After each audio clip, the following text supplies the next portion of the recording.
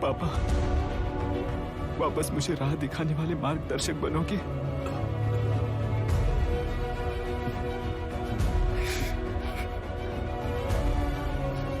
तेरह साल पहले वेस्ट बंगाल बोर्ड से बाहर निकलकर APPSC एग्जाम दिया था। एलुरु में पब्लिक हेल्थ ऑफिसर की पोस्ट मिली। पहले इंस्पेक्शन में पता चला कि पीने के पानी में सी लाइस नाम के खतरनाक बैक्टीरिया मौजूद हैं। जब एक्शन लेने के लिए रिस्पॉन्सिबल ऑफिसर से कंसल्ट किया गया तो उस वक्त के collector late mister Raj Singh को मैंने रिपोर्ट दर्ज की थी। उस हजारों करोड़ रुपए के बिजनेस की मालिक थी मिनिस्टर विशाखा वानी। मेरे प्रपोजल को यह कहकर रिजेक्ट कर दिया गया कि यह 2.5 लाख वोटर्स की जिंदगी का सवाल है। मुझे धमकी मिली कि इंस्पेक्शन रिपोर्ट को फेक बनाओ वरना तुम्हारा ट्रांसफर कर दिया जाएगा। मैंने सोचा अगर मैंने ये काम नहीं किया तो भी वो लोग ये काम करवा लेंगे। फिर मैंने रिपोर्ट बदल दी। तुरंत ही मुझे डिस्ट्रिक्ट डेवलपमेंट ऑफिसर के लिए प्रमोट कर दिया गया। योर ऑनर, आज से ठीक 4 साल पहले जब किसान बांध से खेतों की बर्बादी की समस्या को लेकर मेरे पास आए थे तो मैं जरूरी एक्शन के लिए मत्स्य पालन मंत्री श्रीमती विशाखा वानी से सीधे मिलकर एक और रिपोर्ट सबमिट की थी। इस पर मंत्री महोदया ने मुझे चेतावनी दी थी कि थेलरू को हाथ लगाने से खून की नदियां बहेंगी और मुझे फेक रिपोर्ट बनाने का आदेश दिया। जब वरुण हैंसन की रिपोर्ट आई तो मैं प्रीवियस कलेक्टर विजय कुमार से मिला और उनसे इस मामले में एक्शन लेने के लिए रिक्वेस्ट किया, पर उन्होंने मुझसे कहा कि आने वाले इलेक्शन में मैडम विशाखा वानी की पार्टी क्लियर मेजॉरिटी से आ रही है, उनकी मर्जी के खिलाफ जाने से अंजाम बुरा हो सकता है। जब फेक रिपोर्ट का आदेश उनसे भी मुझे मिला तो मैंने मजबूर होकर उसे बनाया और सबमिट कर दिया। Witness is excused. Public health officer mister Ranganath. I feel not guilty your honour. Deputy collector Dasharath ji के आदेश पर सारे इंस्पेक्शन रिपोर्ट फेक बनाए थे। अगर मैं ये नहीं करता तो मेरी जगह पर किसी और से ये काम करवा लेंगे सोचकर मैंने ही कर दिया।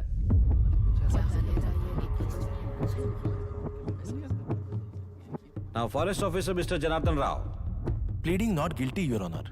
मैंने बहुत सिंपली डीसीजी के आदेशों को फॉलो किया। वो काम मैं नहीं तो मेरे अलावा किसी और से करवा लेंगे ये सोचकर मैंने ही कर दिया। Witness is excused. Ex collector mister Vijay Kumar. Pleading not guilty your honour. जैसा दशरथ जी ने कहा, मेरे पास कोई रिपोर्ट नहीं है। रिपोर्ट्स को फेक बनाने के लिए मेरे लोगों ने कभी नहीं कहा सर। विशाखा वानी का इस मामले में कोई दखलंदाजी नहीं है।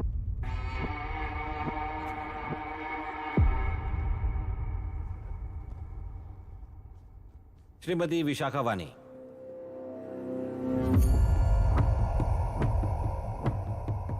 आई plead not guilty your honour. मैंने इनमें से किसी भी ऑफिसर्स को इन्फ्लुएंस नहीं किया है और इस बात का कोई सबूत भी नहीं है। बाप बेटा मिलकर अपने किए हुए गुनाहों को छुपाने के लिए मुझ पर इल्जाम लगा रहे हैं। मैं पिछले 40 साल से जनता के लिए लड़ रही हूं और जनता के लिए जी रही हूं। इस कलेक्टर ने जो जाल बिछाया है उसमें फंसकर मैं अपना वक्त बर्बाद नहीं करूंगी। इस स्कैम को बढ़ावा देने वाले डीसीजी को कड़ी से कड़ी सजा दी जाए, कोर्ट से मेरी यही विनती है। The court is recessed for lunch.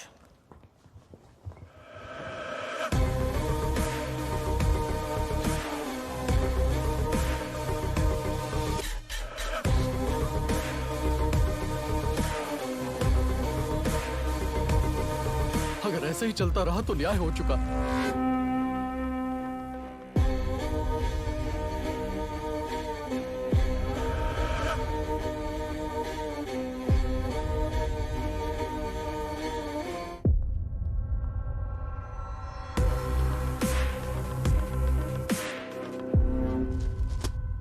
देख लिया ना, कल वो केंद्र सरकार को गाली दे रही थी और आज जाके उसी से मिल गई। यहाँ जरूरत के मुताबिक अलायंसेस कैसे बदल जाते हैं? क्योंकि यहाँ सारी पार्टीज का एजेंडा एक ही है। लगता है इन्हें अपने साथ मिलाकर दिल्ली पार्टी गेम खेल रही है, इसीलिए एक्सपेरिमेंटल कलेक्टर को रखा है। उनके चेस बोर्ड का तू भी एक प्यादा है बस।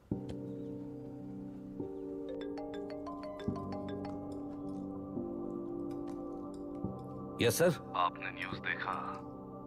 या आई जस्ट हर्ड सर। तो आप जानते हैं कि किस रास्ते पर जाना है? Of course yes sir. ठीक है। कौन है सर? Home minister. अब आगे क्या होगा? क्या होगा? कन्फेशन करके प्यादे जेल में जाएंगे और प्लेयर्स बाहर रहकर और एक नया गेम खेलेंगे। Mister Abhiram, your closing argument. Your honour, ये केस एक व्यक्ति के बारे में या एक वर्ग के बारे में या गंदगी में फंसे तेलुरु के बारे में नहीं है। ये नदी ही हम हैं और ये नदी ही व्यवस्था है। इस महीने 9 तारीख को हुआ वायलेंस किसी के भड़काने पर तभी के तभी होने वाला वायलेंस नहीं था। कई सालों के land service, inspection reports, health records को फॉर्ज करते हुए, इस खराबी पर उंगली उठाने वाले ऑफिसर्स को डराते हुए, सामना करने वालों को खत्म करते हुए किसानों और मत्स्यकारों के बीच श्रीमती विशाखा वानी जी ने बनाया हुआ युद्ध वातावरण है। वो डिटेल सारे सबूतों के साथ आपके सामने रखी हैं। पर ये विचार उस सच के और इस झूठ के बीच हो रहा युद्ध नहीं है, सच के और न्याय के बीच हो रहा युद्ध है।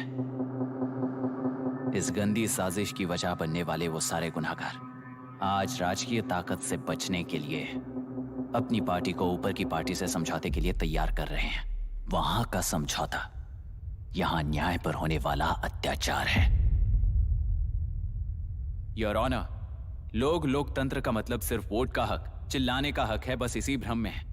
पर बिना बंधे से टूटने वाली व्यवस्था ही उस लोकतंत्र की बुनियाद है, ना जानते हुए अभी भी उस फ्यूडल व्यवस्था में ही जी रहे हैं। जनता ही नहीं बल्कि सिविल सर्वेंट्स और कोर्ट्स भी उन रूल्स के तले गुलाम की तरह ही जी रहे हैं। सिर्फ ऑपोजिशन पार्टी इलेक्शन स्ट्रेटेजी को सीक्रेटली सुनने के कारण अमेरिका में एक प्रेसिडेंट को ही हटा दिया गया है, पर यहां उत्तर प्रदेश में एक लड़की पर रिपीटेडली अत्याचार करते हुए, अपने फैमिली मेंबर्स को मारते हुए 2 साल तक असेंबली अटेंड किया एक एमएलए ने। यही है लोकतंत्र और फ्यूडल व्यवस्था के बीच का फर्क। पुलिस ही न्याय व्यवस्था बनकर एनकाउंटर कर रही है तो सारा देश ताली बजा रहा है। न्याय व्यवस्था के लिए इससे बड़ा कोई अपमान हो सकता है क्या? मर्जी के मुताबिक गुनहगारों को बचाते हुए मर्जी से लोगों को सजा देने वाले विशाखा वानी जैसे लोग ही कानून, न्याय और निर्णय बन चुके हैं। न्याय व्यवस्था अगर अभी नहीं जाग उठी तो फिर कब जगेगी बताइए?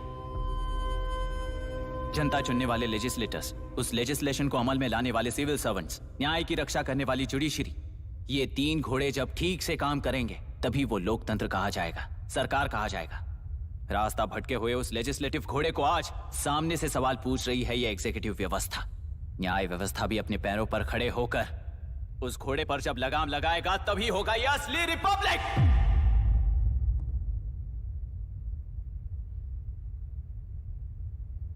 आपके इस फैसले में बस एक ही सवाल का जवाब ढूंढना होगा योर ऑनर।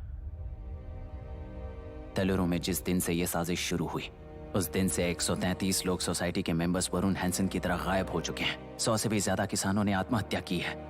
हजारों की तादाद में कंज्यूमर्स बीमारी के शिकार हुए हैं। उनकी जान के लिए कौन जिम्मेदार है? तेलुरु को जहरीला बनाने में आखिर किसका हाथ है? जीवन देने वाला तेलुरु और कितनी जाने लेगा? और इस नुकसान का जिम्मेदार आखिर कौन है? Last but not the least, ये सारे स्कैम्स 40 साल से सबसे ज्यादा फायदा किसे हुआ? प्रकृति, प्राण और समाज को एक समान रक्षा ना करने वाला निर्णय सच में इतने लोगों की जान लेने वाले असली हथियारों को सजा ना सुनाने वाला फैसला नहीं बल्कि वो सड़े हुए तेलुरु के पानी के समान है। I rest my case your honour.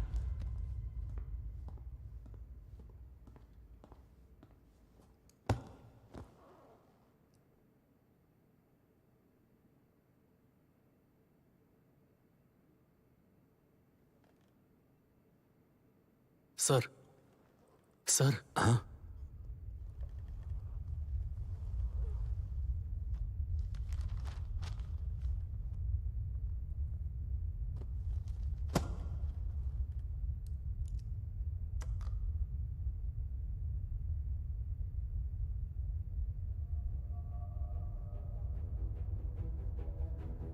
तेलुरु प्रदूषण पर अरुण हैंसन और अभिराम ने जो एविडेंस सबमिट किए हैं वो पूरी तरह से सच है, ऐसा टर्मिनल का मानना है।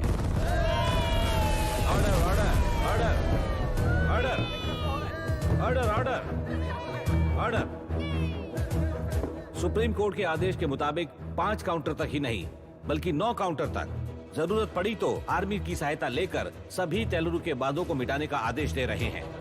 Order order order order order order ऐसे ऑर्डर ऑर्डर ऑर्डर। प्रजाप्रतिनिधि और व्यापारी होने के नाते तेलुरु से सबसे ज्यादा फायदा उठाने वाली श्रीमती विशाखा वाणी को प्रथम आरोपी निर्धारित करते हुए ऑर्डर ऑर्डर ऑर्डर। उनके साथ साथ deputy collector Dasharath, ex collector Vijay Kumar, first officer Janardhan Rao, health officer Ranganathan, section 299, 300, 304A, 171E के तहत इन सबको हत्यारे निर्धारित करते हुए आजीवन कारावास की सजा सुनाई जाती है।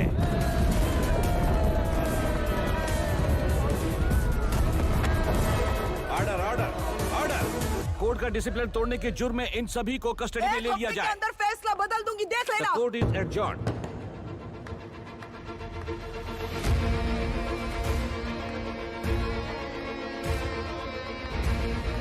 How dare you? What nonsense is this? Narasimha, छोड़ो मुझे, छोड़। नरसिम्हा, क्या कर रहे हो तुम लोग? छोड़ो मुझे। आई एम सॉरी पापा। छोड़ो मुझे। ये मेरी गिरफ्तारी नहीं बेटा, छोड़। देख लूंगी सबको। मेरी रिहाई है। छोड़ मुझे। Leave me alone. Hey, तुझे क्या लगता है कि तू जीत गया? हरा कर रहूंगी तुझे। एक हफ्ते में इस फैसले को सुप्रीम कोर्ट से बदलवा दूंगी, देख लेना। एक हफ्ते के अंदर फैसला बदल जाएगा। I will change the verdict in a week. Please ma'am, चलिए हमारे साथ। छोड़ो मुझे, छोड़ दो मुझे, छोड़। मैडम मैडम क्या हुआ? क्या हुआ? कुछ हो गया?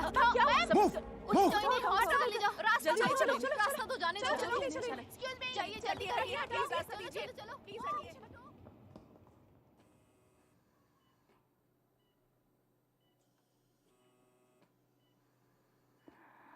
मैं ना ही आपका दुश्मन हूं और ना ही आप मेरी दुश्मन हो। आपके पिताजी और मेरे पिताजी को तोड़ने वाली व्यवस्था ही हमारी दुश्मन है। ये जीत उस व्यवस्था पर है, इसकी हकदार आप भी हो। Wishing you well madam. व्यवस्था इतनी आसानी से नहीं बदलेगी बेटा।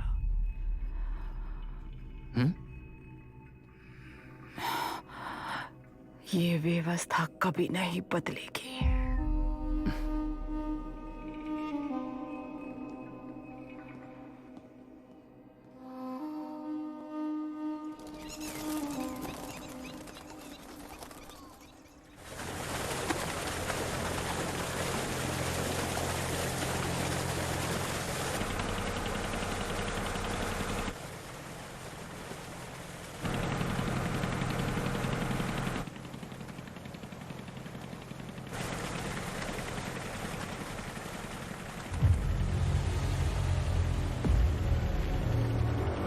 रुको, उस तरफ चलो।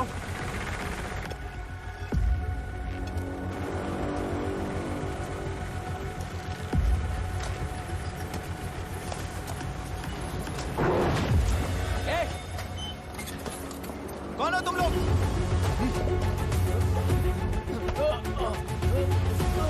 क्या कर रहे हो? कौन हो तुम? अरे रुक जाओ। बांध बांधने आए थे आप? हाँ? बोलो, किसने भेजा तुम्हें?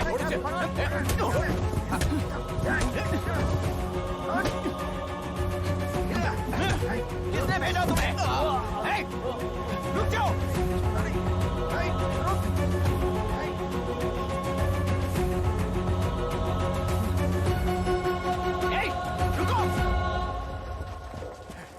कौन नदी पर बांध बनाना चाहता है?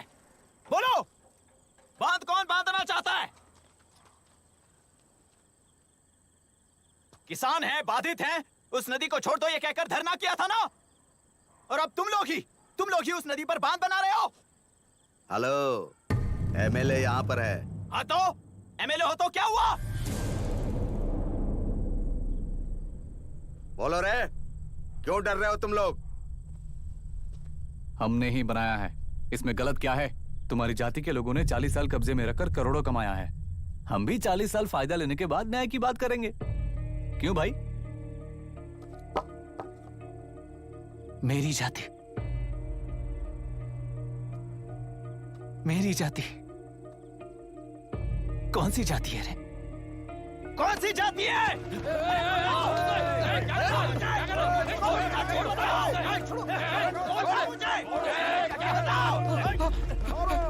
क्या कर रहे हो? क्या कर रहे हो? शर्म नहीं आती तुम्हें? अरे किसे क्या बोल रहा है, समझ में आ रहा है तुझे? अरे तू खाना खाता है या घास खाता है, बता।